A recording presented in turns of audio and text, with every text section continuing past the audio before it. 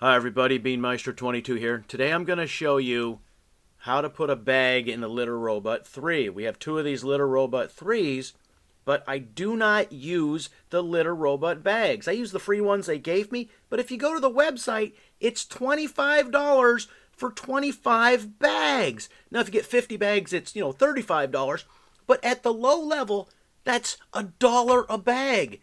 But you know what I'm using here? These are Kroger medium-sized trash bags, so your medium-sized kitchen trash bag will fit perfectly in there. And I don't know, what are they, 20 or 30 bags for like $2.99 or $2.39 when they're on sale?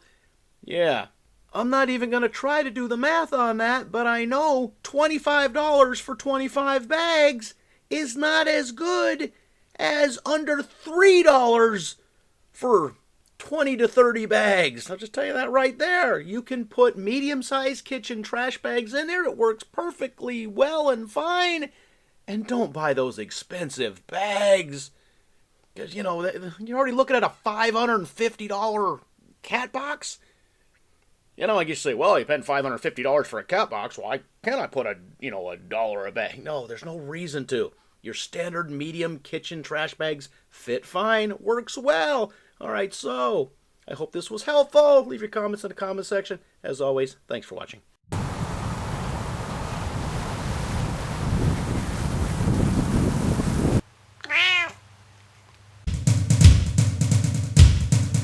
Beanmeister 22, the most dangerous man on YouTube.